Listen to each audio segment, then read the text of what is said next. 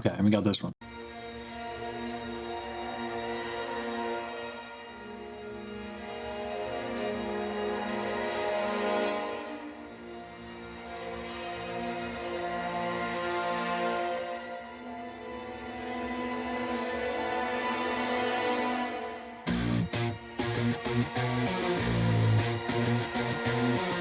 I'm sorry. If we're gonna do, I feel like I'm not dressed appropriately. If we're gonna be gents, right? If we're gonna be gentlemen about it, I feel like I need to change. Okay, I think I'm prepared.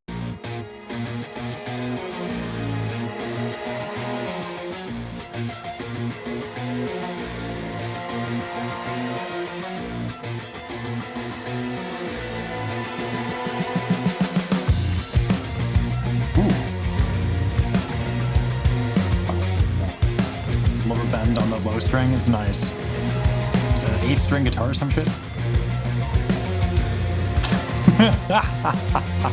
Some doom chord. A dark cloud clings to me, a landslide breaking under my feet, whirlwind circles. Okay, listen, y'all. There's a joke that is all too often true, that singers cannot count, both numerically and rhythmic. We're in some weird. We're changing between time signatures. Some weird stuff here, but like, it's one of the things I realize is that, like, so, you know, I've done Bernstein's Mass, all right. I've done polyrhythm. I've done all this stuff performance wise, like with the Philly Orchestra and stuff. It's not the fact that people can do it at all is just not what is impressive. What's impressive is when it's musical, right? When Yannick was doing the beat pattern for Agnus Dei, quito la peccata mundi, miserere nobis, miserere nobis, right? We're going like 5/8 and stuff like that. But it's the musical phrasing that he did between legato, Agnus Dei, quito la peccata mundi, like, Dona nobis pacem, pacem. And I was like, oh, Yannick, woo, oh shit, now I get it. Damn, I didn't get it, but I was just like, but I didn't get it, right? There's levels to this. Counting is one thing. Musicianship is another, right? Putting complex rhythms to jerk off to your own music sycophancy is ridiculous. But when you do it like this, it's cool as shit. Listen to the triplet. From the singer specifically. A dark cloud clings to me, a landslide breaking under my feet. Under my feet. There's a little rubato, right? Under my feet, right? No. Fuck that. Under my, right? Playing with time. A little bit. But then he gives it back. Really important. Keep pulling me in, river flooding beneath my skin. It's sustainable. Can I carry this weight?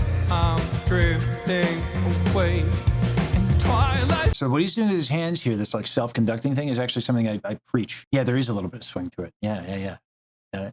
Because the percussion, it's so awesome to hear that in the mix, because like the percussion and the guitar shit is so locked in. Playing with time a little bit is dope. It gives us a sense of like, it makes it a little bit more loose. Where if it was just too robotic, I think it's just I don't like that in singing, but I would. That's a bias in classical music. You play with time a bunch. Stay a fading ember, fires against the rain. The earth slips away, still can't be restrained. So the way he does a lot to emphasize rhythm, like a lot with his vocal technique. The rapid change in vowels, right, is how I would do it. The smoothness between right. That's in the genres I sang. That's what I would do. Smooth, super legato, all right. But swinging the vowels really quickly, you get really sharp separation between the notes, and he can brighten the vowel to give it like more of a perception of an attack, like a clicky quality to a drum. To like a kick drum having, when it has like a click quality, it gives the kick drum like a snappier attack. Vocalists can do that if they change the vowel to be a little bit brighter. He puts glottals in. right? You close your vocal folds and then you open them up, right? As opposed to should be an aspirate abrupt and then it's aspirate, right? So he does the most aggressive onset, vocal onset, beginning of a note. The earth slipped away, still can't be restrained. Should I surrender or should I stumble ahead? Is this the chapter where all the roads have led? Nice. His use of consonants is so dope too. Like consonants are again in what I do. I love listening to stuff that's not what it is that I do, because like if I can't learn from just something that's wildly different like this, like what am I even doing, right? The way he is using consonants to express himself rhythmically is really dope. I mean, every consonant is right on the beat unless he's playing with like a legato line, and he's not punching them too hard, because you punch a consonant too hard, stuff starts happening, like your false folds can come in, your soft palate can go down, so you lose control. And so he's touching on them in ways that make sense with music.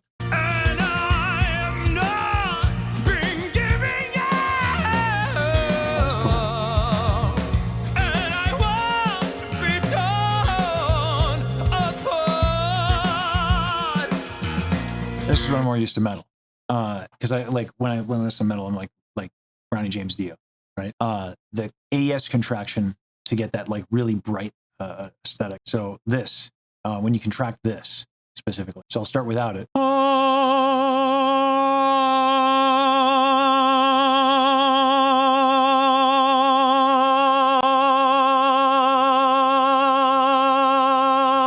Right? It's not nasality, it's an AS contraction. It's like Fran Fine. Oh my God, Mr. Sheffield, oh my God.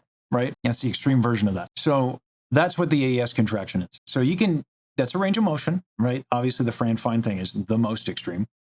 But you can use that to add like a bitiness, a bitey quality, without losing the ability to sing easily up high. Whereas nasality is like you're going to lower your soft palate, and that makes things a little bit more hard. So like it's less ergonomic, right? It's not bad. It's just harder to do harder things, less efficient. Now here, tongue goes back, soft palate goes down, very different. And then there was before, he even had his false folds come in, which is very rock. In the styles that I sing, false folds get retracted. So, and the false folds are what you saw attached to the AS right here. These are the false folds. So you can retract them.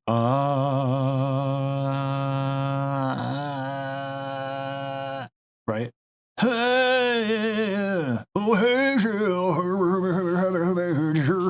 Right? So it's definitely part of the rock aesthetic. I'm not good at it. It's its own coordination. And it's the antithesis of what I do. So it's really it'd be quite challenging to learn it. But it's fun. But he's doing all of this stuff.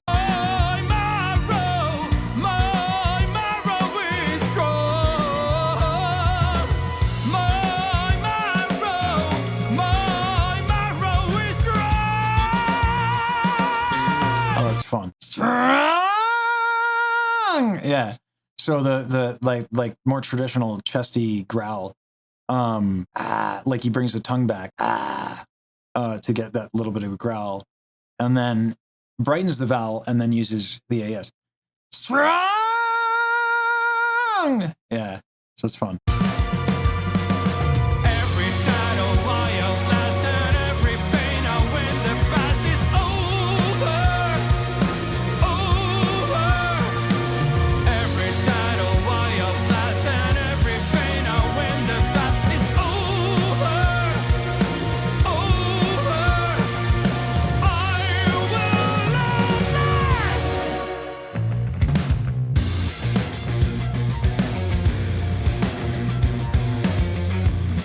Bro, sheet music? Respect. Respect. Listen, we like literacy in this house, all right? It's a dope thing. Imagine being a professional like actor not being able to read words in English, right? Like it's nerfing yourself. You might as well learn a little bit about reading music. Just saying, to respect.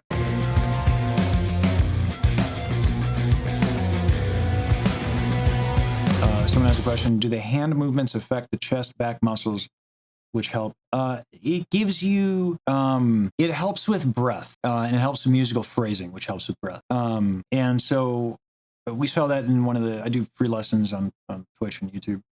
I think linked to my Discord down below. So what's nice about that, by the way, is I'm not selling you shit. I don't care. So I do it for free. So you can trust what I say because I don't get paid diddly for my voice lessons. It's nice. I mean, the community supports it, so it's dope. But anyway, when we did this lesson today with one of the students, where we had them like kind of like wave big motions to kind of loosen up a lot of that back tension that they were having, and also kind of like associate that movement with the music, you notice that their breath was really, really much more even with the phrasing. So that's what the hand movement can do. Notice he's like conducting himself, though. It's not all smooth legato. He's like articulating, right? Like when I, like, you know, on you stay, quito la paqueta mundi. And that's not how you conduct 5/8, but, yeah. Anyway, I'm not a conductor. I've been gone for way too long. I've been fall astray. I am back in full control. You cannot take me away.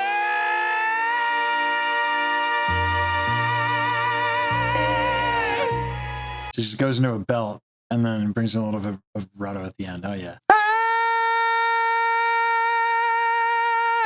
Yeah. Right now my back's a little tight, so I could do that. I could do that with a bit more of a round vowel, but my posture sucks right now. So that's the other thing, is the dude's really relaxed. Cause like, I'm gonna take the gent off. Cause this is way too tight. I've grown, I'm a chunky boy, right? Listen to the difference. I'm gonna do a little bit of a back stretch. Right? I can do different, being relaxed as a singer around your torso muscles is like real important. Dude is super relaxed. You can hear the difference between the belt that I did that was super bright and the belt that I just did that was a lot more round in the tone quality. So having like the ability to relax is a big deal.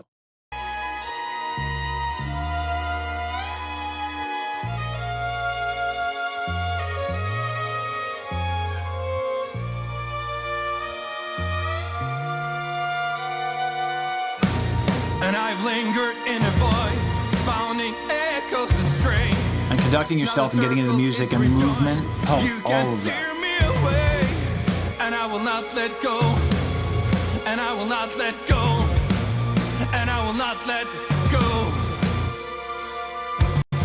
My marrow, my marrow, my marrow is strong. My marrow is strong.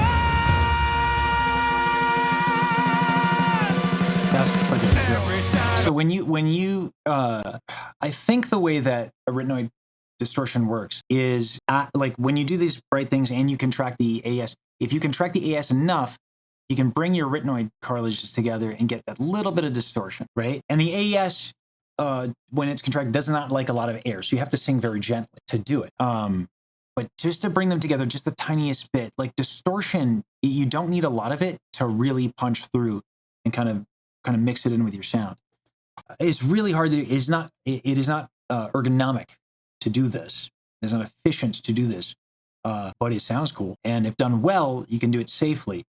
But if you don't do it well, oh no, it's not cozy. But that sounds cool. You can hear it. It's just the tiniest bit of rattle, but like barely touching. That's a lot of control. If they're touching too much, oh no.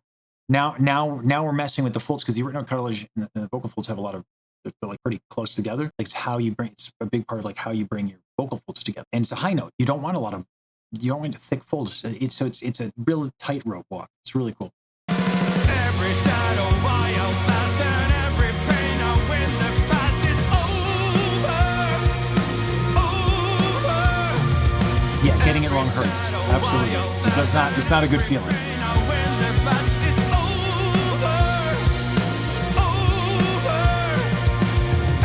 Over. He's bringing his false folds together I can't even do it. I'm so bad at false adduction. Over, and then like opening them, which is kind of nuanced. Shadow why outlast and every pain I win the path is over. Every shadow why outlast and every pain I win the path is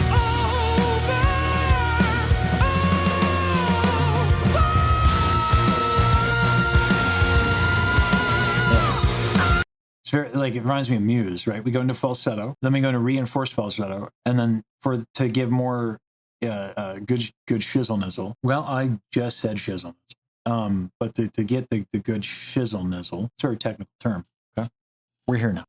Yeah, he brings in the written cartilage.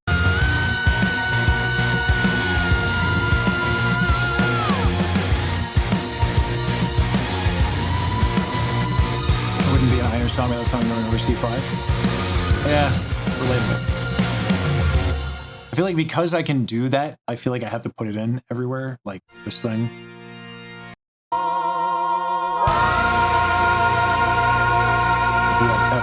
F5, not F4. Yeah. By the way, I sing with anime girls on the internet. We don't question it anymore. We're here now. Just like I said, shizzles.